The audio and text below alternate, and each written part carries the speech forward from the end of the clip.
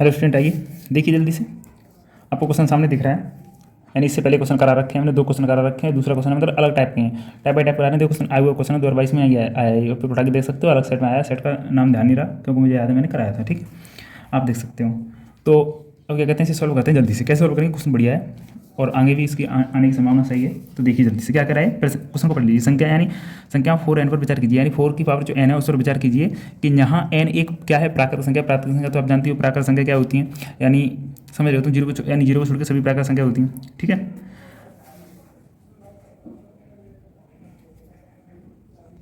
ठीक है, तो देखिए जांच कीजिए कि क्या n का कोई ऐसा मान है, n का कोई ऐसा भी मान है कि जिसके लिए यानी 4 की पावर n अंक 0 पर समाप्त हो। यानी नहीं समझ पाए तो मैं आपको एक समझाता हूँ, अपने थोड़ी सी यहाँ पर समझ लीजिए। पहले करने से पहले कुछ समझिए, कहना ये चाहता है कि अगर 4 पर ऐसी कोई n का मान हम ऐसा कोई रख दें कि जिससे जो यहाँ पर संख्या बनेगी, तो उसमें जैसे मान लो 50 बनेगी, बस बनेगी नहीं, मैं मान रहा हूँ 50 बन गई, तो उसमें पीछे 0 आ गया ना, तो 1 है, बस यही पूछ रहा है कि ऐसा भी कोई अंक n का मान है जो यहाँ पर रखने पर जो संख्या आए बाद में उसके अंक बाद में 0 आ जाए। तो ऐसा तुम्हें लगता है? संभव ही नहीं है। क्यों नहीं है, पर समझाते हैं, पहले देख लीजिए, फिर तुम्हें बिल्कुल प्रैक्टिस कराएंगे, ऐसी बात नहीं है, मतलब सूत्र पर है। तो सुनो क्या है यहाँ पे, n क्या है मान लीजिए, n तो आपने मान ही ली कि n मान कर लीजिए, वो बोल रहा है, क्या बोल रहा है कि n एक क्या है, प्राकृत संख्या है, ठीक है, प्राकृत संख्या है। तो प्राकृत संख्या अब मानी 1 2 3 डॉलर करके ले लीजिए, कई कितने भी ले सकते हो। पहले हम 1 2 3 तुम्हें रख के दिखा देते हैं पहले, ठीक है, उसके बाद कुछ नियम बताएंगे। मान लो 4 की पावर n है, इसमें हम ऐसे भी तो लिख सकते हैं, इसे 2 की पावर 2 भी तो लिख सकते हैं, और पूरे की तो n लगी है, तो हम इसको क्या कर सकते हैं, 2 की पावर 2n भी कर सकते हैं। तो n का मान बर रखिए, कितना हो जाएगा, n का मान बर रखेंगे तो कितना आ जाएगा, 4 हो जाएगा। 4 का यानी कितना होता है, कितना होगा बताओ, 16 ही तो होगा। तो भी नहीं आया, नहीं आ सकता। तो अब हम क्या करेंगे, हम कितने भी देख लो तो हमें पता चल गया कि इस गुणनखंड से ही पता चल गया। हम यहाँ पे लिख सकते हैं कि 4 की पावर n के इतना लिख दीजिए बस, और कुछ नहीं लिखना। जल्दी से देख लो, गुणनखंड में अभाज्य संख्या केवल 2 है, यानी अभाज्य संख्या केवल 2 है और कुछ है ही नहीं। और आगे होता तब कुछ देखते, क्योंकि 2 बन रहा नहीं बना, देख लो, और 2 आ गया, तो इससे इसका तो कोई है ही नहीं अभाज्य संख्या। तो अंकगणित की जो आधार मूलभूत जो प्रमेय है, आपने नहीं पढ़ी हो तो 9th में यानी पढ़ाई गई होगी, आपने नहीं पढ़ी हो तो देख लेना कि ये है प्रमेय होती है, यानी अंकगणित की आधार मूलभूत। तो इससे क्या कहते हैं, इस प्रमेय में सब कुछ बताया गया है कि कैसे मैथ, यानी बिल्कुल इस थ्योरेटिकल से समझाया गया है। मतलब कहने का मतलब कि गुणनखंड में कौन कौन संख्या अभाज्य आएंगी, जैसे भाज्य होंगी, अभाज्य होंगी, तो इसमें हमें पता चलेगा कि 2 अभाज्य है और अभाज्य के अलावा कुछ और आ नहीं रहा। जब कुछ और नहीं आ रहा तो हम स्पष्ट रूप से कह सकते हैं कि कोई ऐसी संख्या नहीं है जो कि इस पर मान रखने पर n का मान ऐसा कोई नहीं है कि जो यहाँ पर रखने पर संख्या बने उसके लास्ट में 0 आ जाए, ऐसा कोई मान है ही नहीं है, ठीक है। हम डायरेक्टली कह सकते हैं, यहाँ पर अपना आंसर लिख देते हैं कि अतः ऐसी कोई भी प्राकृतिक संख्या नहीं है, संख्या n नहीं है जिसके लिए 4 की पावर n अंक 0 और समाप्त हो। मैंने पहले ही तुम्हें समझा रखा था अपनी भाषा में, समाप्त नहीं समझा रहा हूँ, ये समझा रखा था कि ऐसा आना, ऐसे आने की बोल रहा है, ये बोल रहा है कि पीछे में 0 आ जाए। हम अगर आ ही नहीं सकता पीछे 0 को एंड में, तो मैं ऐसे आंसर कर सकते हैं। कौन सी प्रमेय, हम ये भी कह सकते हैं कि कौन सी, यानी यहाँ पे लिख भी सकते हो कि किससे सिद्ध हुआ है, ये कह सकते हो कि जो अंकगणितीय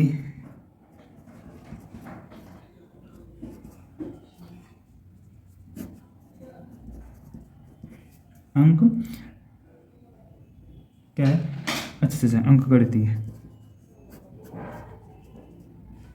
आधार, ऐसा ही कुछ था, हाँ, आधार मूलभूत संरचना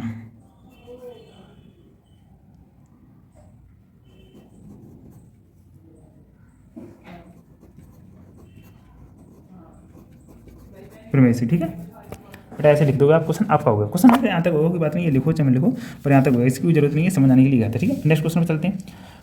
क्वेश्चन जल्दी से पढ़िए, टाइम लेती हूँ। ये कह रहा है कि स्पष्ट कीजिए, बेटा क्वेश्चन बहुत महत्वपूर्ण है, ये क्वेश्चन बस कर लीजिए और ज़्यादा कुछ नहीं करना आपको, फिर देखना पेपर में क्या होता है। स्पष्ट कीजिए कि 3 × 5 × 7 इंटू 7 यानी +7 एक भाज्य संख्या क्यों है, मतलब भाज्य संख्या है वो क्यों है सिद्ध करवा रहा है। ठीक है, तो पहले हम डालते हैं यानी सॉल्व, जल्दी से सॉल्व डालते हैं, हमें कुछ नहीं करना, हमें संख्या लिख लेनी है क्या है कि 3 × 5 × 7 × और यहाँ पे क्या है प्लस है, लास्ट वाला 7 प्लस में। ठीक है, कर लिया। अब एक बात है, उसका गुणा करो सभी का, तभी तो पता चलेगा ना भाज्य क्या है। गुणा करोगे यानी 15 5 7 105 कितने होते हैं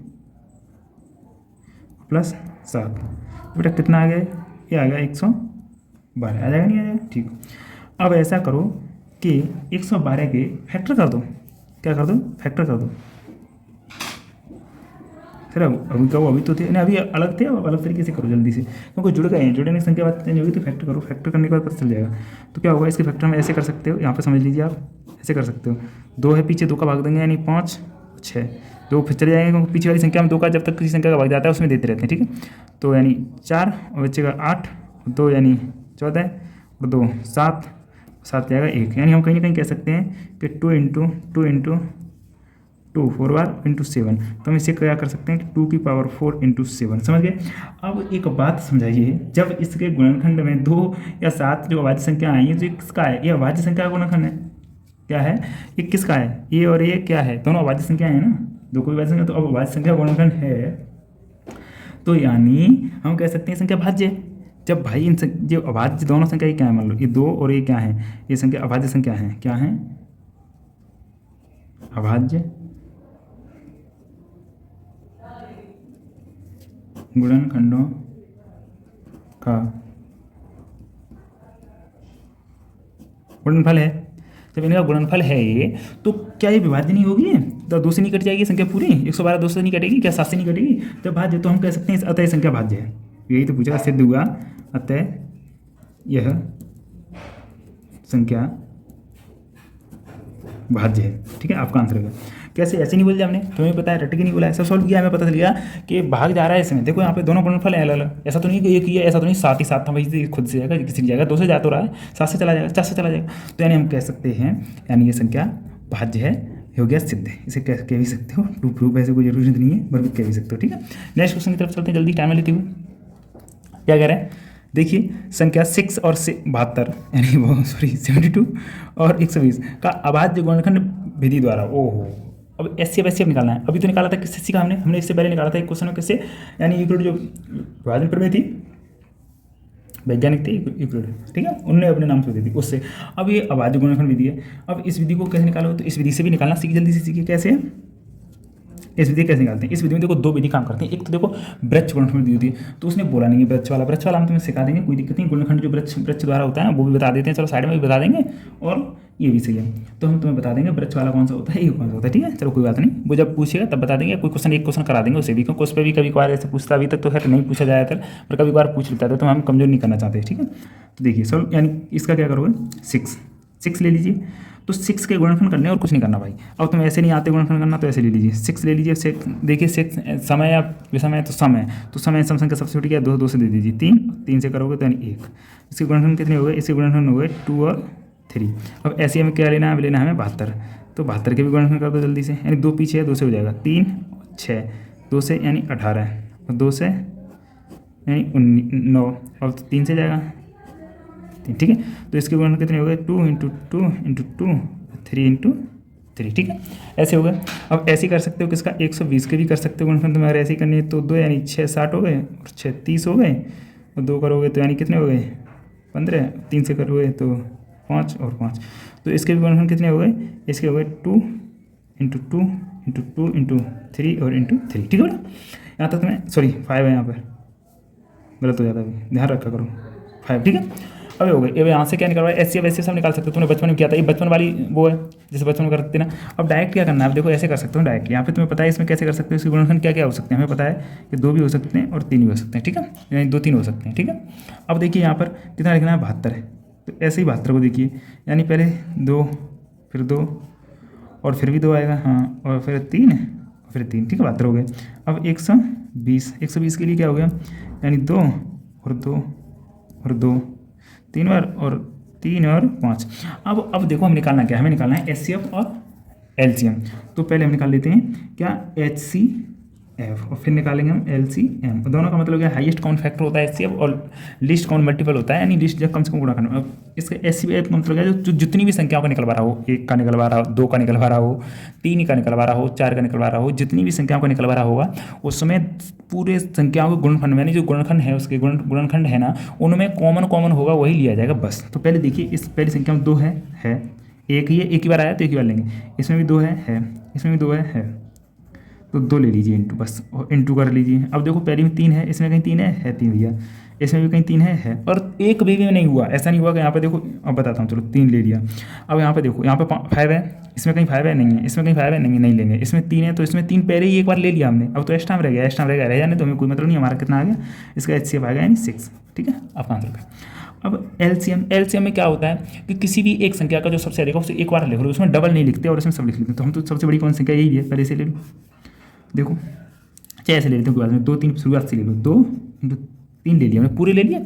अब देखो 2 इसमें भी कॉमन है, इसमें भी कॉमन है, इसमें भी कॉमन, तो एक ही बार लेंगे हम। अब एक कट जाएगा, एक अब ये वाले तो बचे, तो ये वाले बचे हैं इसमें 2, देखो इसमें बचा एक, अब इसमें है नहीं तो कोई बात नहीं, फिर भी हम लेंगे, लिया हमने, इसमें भी है, इसमें कॉमन ले गया।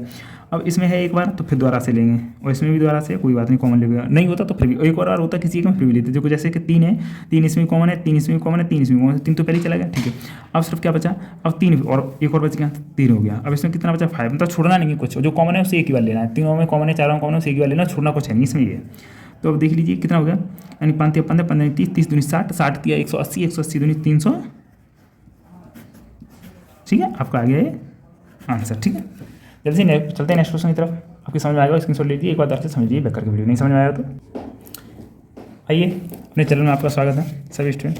पहले क्या करिए, पहले जल्दी से वीडियो शेयर कर दें सभी लोगों में, अपने दोस्त और मित्र यार जितनी भी हैं सब वीडियो शेयर करने के बाद वीडियो को लाइक कर दें और जल्दी से देखें। आप नेक्स्ट क्वेश्चन की तरफ चलते हैं। ऐसा क्वेश्चन हमने द्वारा पहले करा रखा है, देखो 96 और 404 दो संख्या दे रखी है। क्या कह रहा है कि आवाज विधि, जो गुणनखंड विधि है ना, आवाज गुणनखंड विधि द्वारा, यानी ऐसे वैसे निकालिए। इससे पहले हम निकाल चुके हैं, इससे पहले वीडियो में एक निकाल चुके हैं, इससे तुम निकालोगे वैसे मेरे ख्याल से, तो मैं ऐसे दोनों निकाल दें, फिर भी चलो एक में निकाल देता हूँ और तुम निकालोगे, तो गुणनखंड में कर देता हूँ और बाद बाकी तुम निकालोगे। तो देखो 96 है, 96 गुणनखंड कर लीजिए, जल्दी से गुणनखंड करोगे, यानी सम संख्या कौन सी बताओ, ये पीछे संख्या देखते हैं, समय तो सम का मतलब छोटा सा 2, तो यानी 4 बार गया, एक बचा यानी 16, नहीं समझ आया, 2 चौक 8, एक बचा 16 हो गए, और 16 करोगे 8 बचा लगे, 2 का फिर दोगे 2 दूना 4 और 2 चौक 8, 2 का फिर दोगे 2 1 2 और 2 दूना 4, यानी 12 बचा, 2 का दोगे 6, अभी फिर चला जाएगा 3, यानी 3 का दे सकते हो 1 आ गया। ठीक है, ऐसे हम क्या करेंगे, अब किसका निकालोगे, 404 का।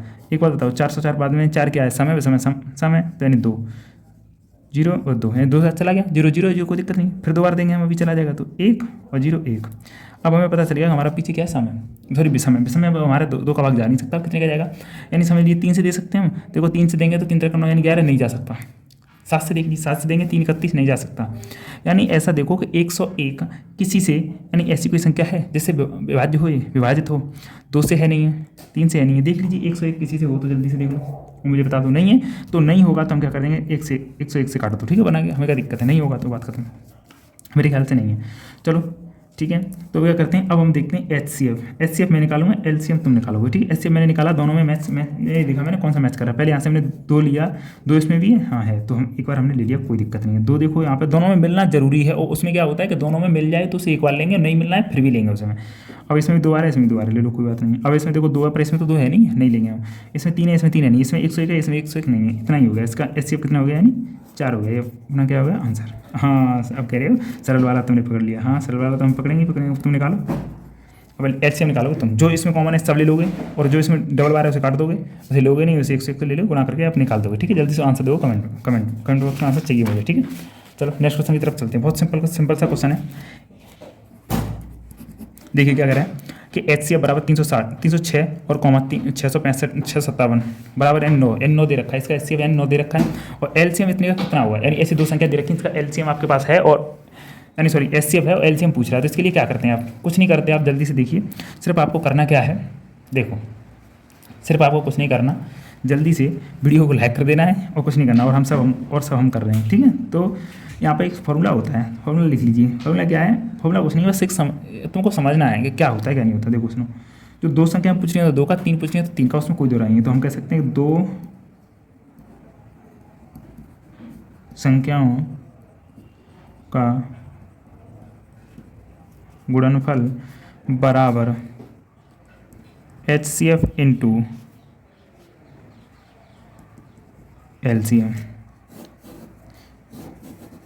ये नोट कर लीजिए तो ठीक है, जल्दी से समझ में आ गया होगा आपके मैं क्या कहना चाह रहा हूँ। मैं कहना चाह रहा हूँ, देखिए हम कहना चाह रहे हैं, हाईलाइट करने से थोड़ा सा आपको दिखते रहे सही से, हम क्या कहना चाह रहे हैं, हम ये कहना चाह रहे हैं कि जब दो संख्याओं का आपस में गुणा कर दो तो वो दो और उनके HCF LCM के बराबर हो जाते हैं, ठीक है, कोई दिक्कत, हमें कोई दिक्कत नहीं। दो संख्या हमारे पास कौन कौन सी हैं, हमारे पास हैं दोनों 306 और 657 है, हमने कर दिया, बस यहीं से निकालना है और क्या करना है बस।